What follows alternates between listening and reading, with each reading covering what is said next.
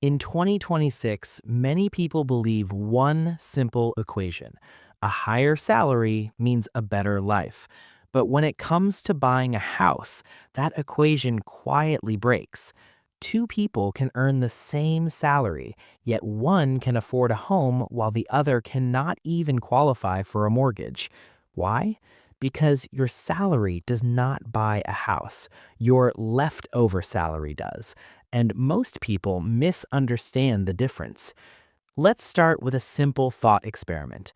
Imagine two professionals. Both earn $6,000 a month. On paper, they look identical, but their financial lives are very different. Person A has $800 car payment, $300 subscriptions and services, $1,200 rent, $600 credit card payments, $400 lifestyle spending. After everything, only about $1,700 remains. Person B earns the same $6,000, but their expenses look different.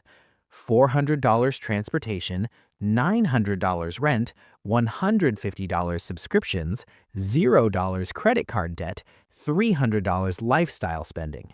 They keep around $4,250 each month. Same salary, completely different home buying power. Now here's the uncomfortable truth. Banks do not care how much you earn. They care how much debt you carry. And that is where most people lose their house before they even start looking for one. Because modern salaries are designed to look large but feel small.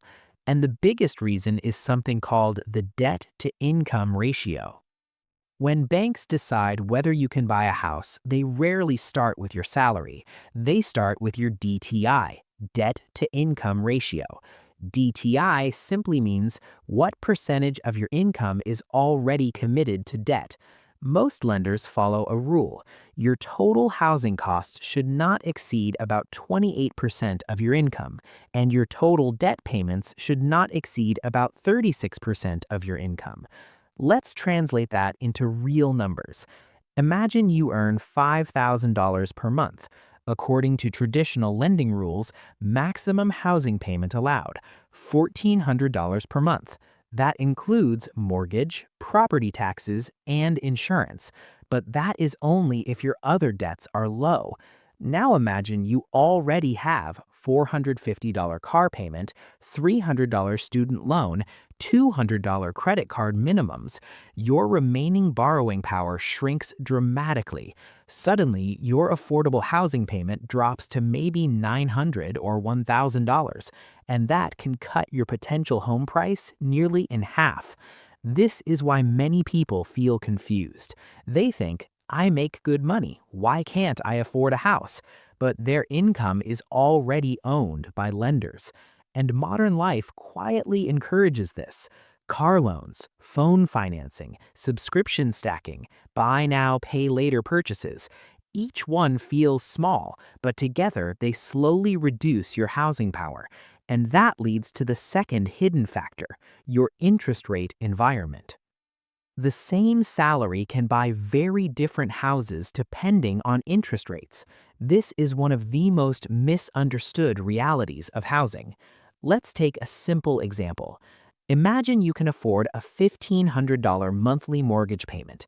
Now, watch what happens when interest rates change. At a 3% mortgage rate, that payment might support a home around $350,000.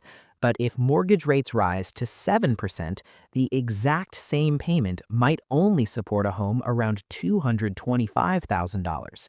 Nothing changed about your income, nothing changed about your job, nothing changed about your discipline, but the housing market just erased over $120,000 of your buying power.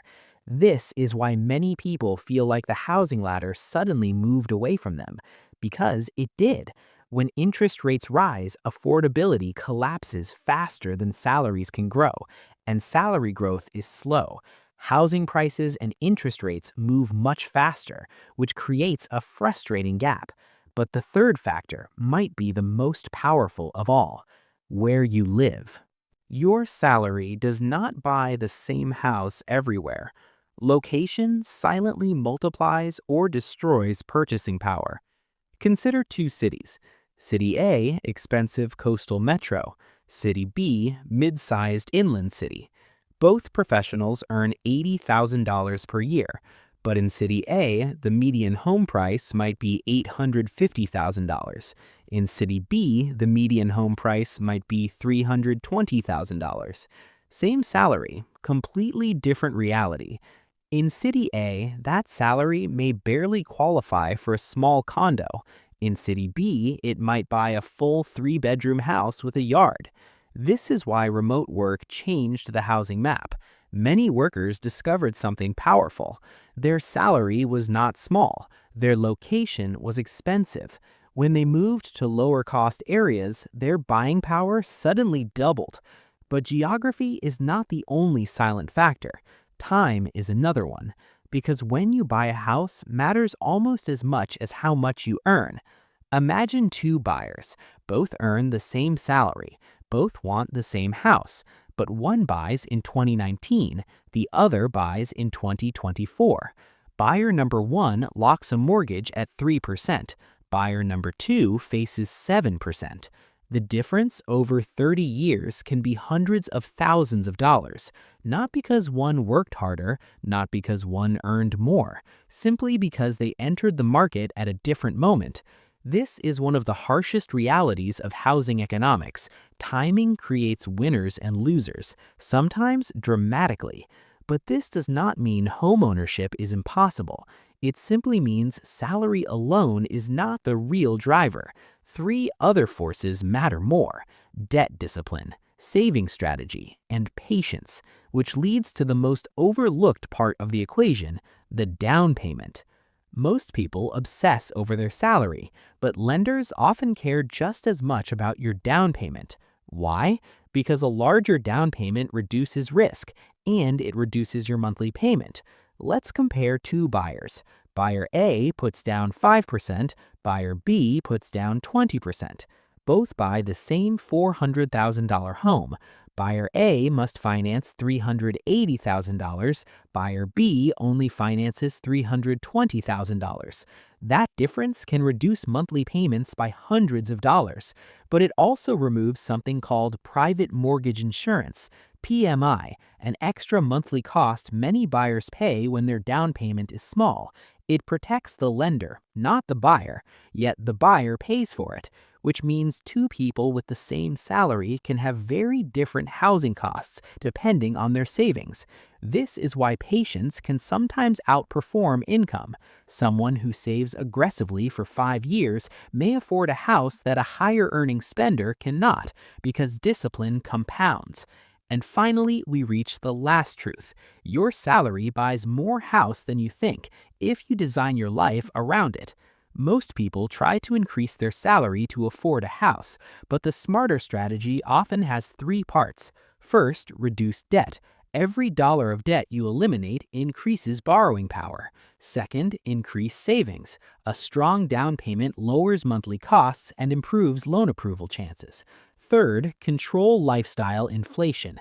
The biggest financial trap is this: as income rises, expenses rise faster.